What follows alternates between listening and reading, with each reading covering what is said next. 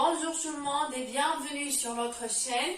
Aujourd'hui, on va découvrir une nouvelle leçon concernant les synonymes. Comme vous voyez bien, chers apprenants, les deux exemples suivants. Un enfant joyeux, un enfant gai. Ici, pour la première phrase, on a un nom plus un adjectif qui est joyeux.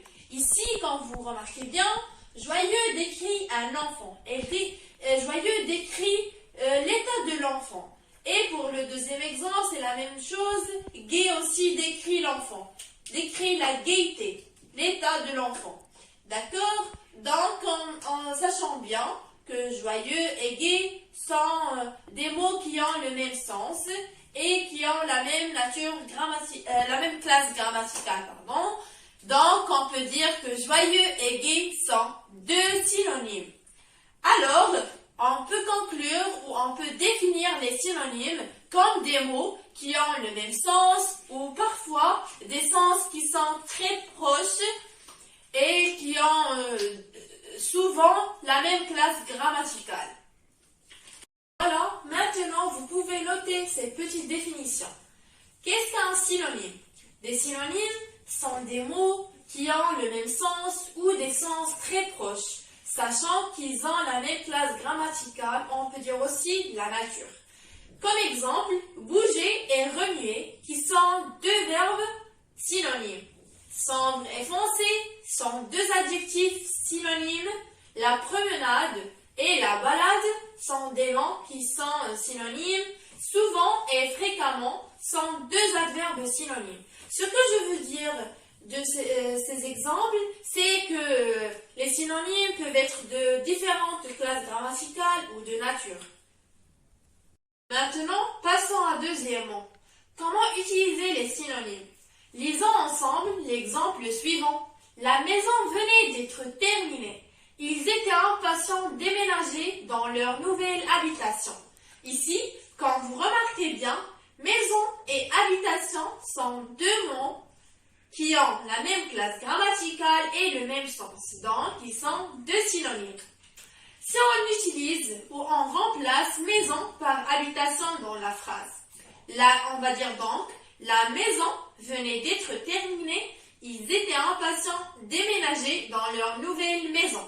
Ici, quand vous constatez, il y a un peu de répétition. La maison est répétée dans la phrase deux fois.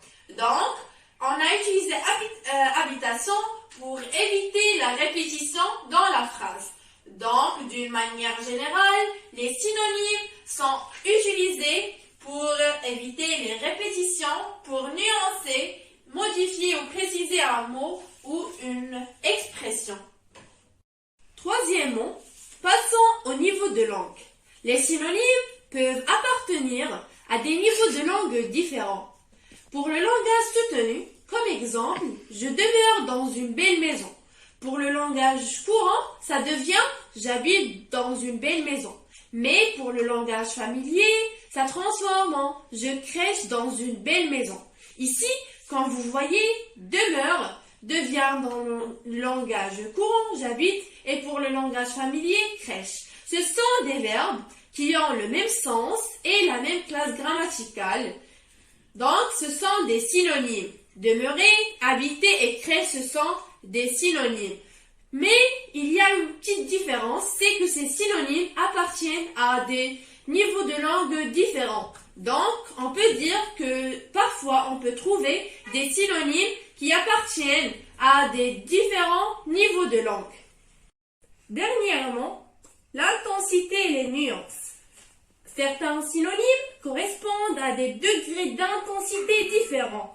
Comme exemple, ce repas est bon, ce repas est délicieux, ce repas est succulent. Ici, quand vous voyez bien, bon, délicieux et succulent sont des adjectifs qui ont le même sens. C'est-à-dire qu'ils sont des synonymes de la même classe grammaticale adjectif. Mais il y a une petite différence, une petite nuance, c'est que chacun de ces adjectifs a un degré d'intensité différent. Par exemple, bon, il a un petit degré, pour délicieux, une moyenne, et succulent, la plus grande intensité. Comme vous voyez, j'ai déjà fait comme un signe de plus. Bon est plus petit que délicieux et succulent est plus grand que délicieux et bon. D'accord? Donc, on peut trouver parfois des synonymes qui correspondent à des degrés d'intensité différents. Et avant de passer à la carte mentale, notez bien qu'on peut trouver les synonymes des mots à l'aide d'un dictionnaire, comme Robert, Larousse, Junior, etc. Oui, et parfois on peut trouver des synonymes dans un dictionnaire qui est spécifique en synonymes. Et enfin, on a terminé notre leçon d'aujourd'hui et voilà la carte mentale. Les synonymes sont des mots de même sens, comme changer et modifier. Ils ont la même nature, par exemple comme nom, docteur et médecin, adjectif, beau et joli, verbe, laver et nettoyer, adverbe, doucement et lentement.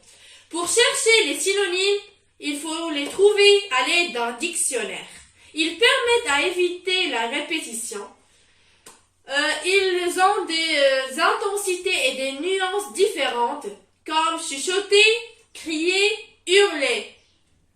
Et ils diffèrent selon les registres de langue.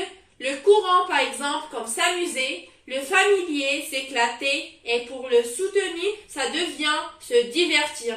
Et à bientôt pour une autre vidéo concernant les antonymes.